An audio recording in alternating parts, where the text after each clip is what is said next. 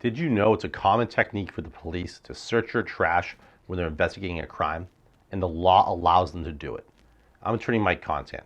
I want to make a short video to talk about this issue and why you have to be very careful about what you put in your trash and where you put it. So the law allows the police to go through anything that's considered abandoned. So when you put your trash, in a hefty bag or in a trash barrel and stick it out by the curbside, you're basically telling the world that you don't want it anymore. And the law says that under those circumstances, anybody, including the police, can go through it and take what they want. They don't need a warrant. They don't need a justification to do so. It's one of the first things that many police officers will do when they're investigating a crime and they don't have a lead to start with. They go to your trash. They go to your curbside.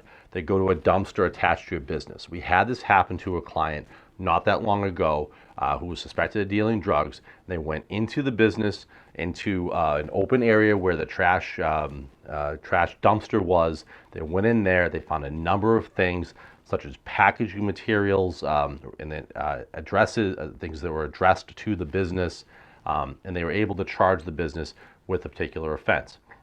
However, if you take steps to make sure that it's not open to the public, so for instance, when your trash is in your backyard, behind a fence, just basically away from the curbside, an area they call the curtilage of your home, the immediate surrounding area that you have your family in, or in the case of a business, if you have it in a fenced-in area with a locked gate, then the police would need some justification and, quite frankly, generally speaking, in most cases, a search warrant in order to be able to go get at that trash or that materials or get into those areas.